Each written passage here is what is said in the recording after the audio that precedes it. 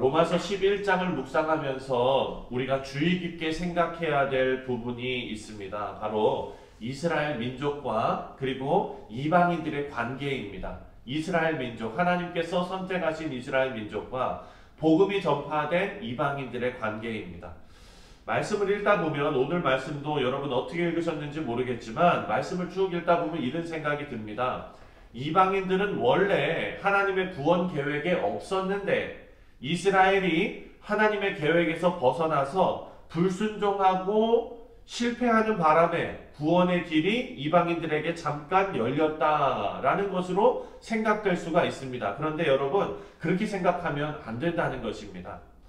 실제로 이방에 열린 구원의 문으로 구원받을 사람들이 다 들어오고 그 문이 닫히면, 다시 말해서 교회 시대, 지금 우리처럼 교회 시대가 끝나면 이스라엘이 다시 하나님께로 돌아오고 예수님께서 재림하신다 이렇게 가르치는 것도 있습니다. 우리는 여러분 신앙생활 해 오시면서 세대주의라는 말을 들어보셨는지 모르겠어요. 들어보셨죠? 세대주의. 이스라엘의 실패가, 그러니까 이스라엘이 불순종해가지고 실패한 이것이 이방인들이 구원받는 유일한 길이 되었다라고 가르치는 곳도 있는 것입니다. 그리고 그 교회 시대 동안에 이스라엘은 계속해서 하나님 앞에 범죄하고 결국 이들이 나중에 돌이켜서 하나님께로 돌아오면 종말이 온다 이렇게 가르치는 것이 세대주의죠. 그래서 이스라엘에서 선교하시는 선교사님들 계시지 않습니까? 이스라엘에서 많은 선교사님들이 선교하고 계시는데 그 선교사님들 중에는 많은 분들이 세대주의의 가르침을 따르시는 분들이 많이 있습니다. 저도 많이 만나봤고요. 주님께서 언제 오실지는 모르지만 유대인들을 향해서 사역할 때 주님 오시는 시기를 앞당길 수 있다라고 생각하시는 분들도 계시는 거예요. 하지만 성경을 잘 보면은요, 여러분 우리가 잘 생각해야 됩니다. 하나님께서 이스라엘의 실패를 이방인들이 구원받는 유일한 길로 사용하지 않으신다라는 것을 꼭 기억해야 돼요. 그래서 이 세대주의는요, 우리 교회가 그리고 우리 개혁주의 신학이 조금 그 결이 안 맞는, 색깔이 다른 이런 생각입니다. 그래서 하나님께서는 이스라엘의 실패를 이방인들이 구원받는 유일한 길로 사용하신 것이 아니다라는 것을 우리는 꼭 기억해야 됩니다. 그래서 로마서 11장은 세대주의의 근거가 되는 말씀이 아니라 이스라엘이 실패했음에도 불구하고 하나님께서는 이방을 향한 그 구원의 계획을 결국 이루어내고 마신다. 그 구원의 계획을 멈추지 않으셨다라고 생각해야 합니다. 그래서 오늘 말씀의 초점은 30절과 31절입니다. 30절, 31절 함께 읽겠습니다. 시작.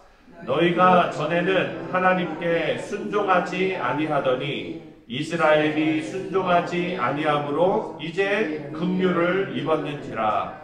이와 같이 사람들이 순종하지 아니하니 이는 너희에게 베푸시는 긍휼로 이제 그들도 긍휼을 얻게 하려 하심이라. 아멘. 이 말씀을 보면 이방인들도 하나님의 긍휼하심으로 구원받았고 이스라엘도 하나님의 긍휼하심으로 구원받는다는 말씀이죠. 하나님의 구원의 대상은요, 사랑하는 성도님들, 이스라엘뿐만이 아니라 전 인류가 하나님의 구원의 대상임을 믿으시기 바랍니다.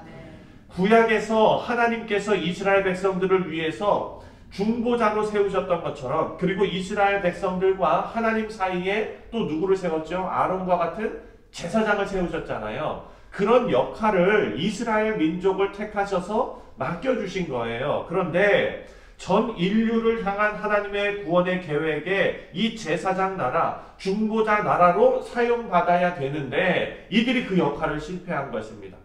그래서 하나님의 구원은 이스라엘에게만 초점이 맞춰져 있는 것이 아니라 전 인류에게 초점이 맞춰져 있는데, 그런데 재밌는 것은 뭐냐? 바로 우리가 잘 아는 대로 이스라엘이 그 제사장의 역할, 그리고 그 중보자의 역할을 다 못했다는 거예요.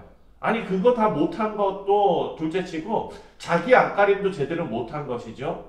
그렇다면 전 인류를 향한 하나님의 구원의 계획이 실패했습니까? 그렇지 않죠.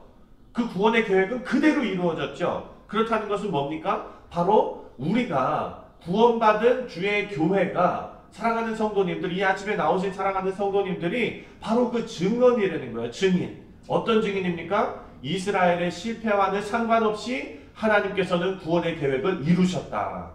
그래서 하나님의 구원의 계획은 그대로 교회 시대에 열렸고 우리 주 예수 그리스도와 한 몸을 이루는 교회가 하나님의 영광을 찬송하는 시대가 온 것입니다. 이 사실로 우리가 알 수 있는 것은 구원을 향한 하나님의 계획과 실행은 그 누구도 인간이 실패한다고 실패되어지는 것이 아니다. 그 누구도 그 구원의 역사를 움직일 수 없다라는 사실입니다. 그리고 구원에는 하나님의 주권이 전적으로 드러난다는 사실을 우리가 알 수가 있습니다. 자, 그렇다면 여기에서 또 생각해 볼 것은요, 실패한 이스라엘은 그냥 끝난 것인가 하는 질문입니다. 유대인들이 그렇게 생각했죠. 이에 대한 사도 바울의 대답은 우리가 지난 주일에 말씀으로 살펴보았습니다. 이방인들도 긍휼하심으로 구원받았고 이스라엘의 실패에도 불구하고 하나님의 은혜와 사랑이 이방인들에게 미쳐서 그들이 구원을 받았는데, 그렇다면 하나님의 긍휼이 이스라엘에게도 미칠 것이다 라는 믿음이 있는 겁니다. 31절을 보면 31절 한 번만 더 읽겠습니다. 시작. 이와 같이 이 사람들이 순종하지 아니하니 이는 너희에게 베푸시는 긍휼로 이제 그들도 긍휼을 얻게 하려 하심이라. 아멘.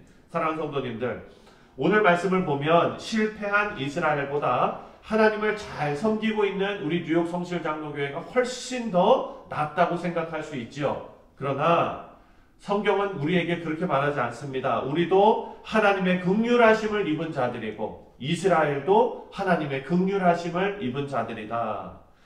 하나님께서 우리를 구원으로 부르셨는데요, 그 구원의 부르심이 깍두기처럼 어떤 덤으로 주시는 것처럼 1+1으로 주시는 것처럼 우리를 부르신 것이 아니라 어떤 민족이 실패해서 계획에도 없었던 구원이 이루어지는 것이 아니라 이스라엘이 실패해서 우리에게 구원의 길이 잠깐 열린 것으로 생각해 보면은 이것은 정말 잘못된 생각이고, 또한 이것을 더욱더 넓게 생각하면은요, 하나님의 구원의 계획을, 완전하신 그 구원의 계획을 폄훼하는 일입니다.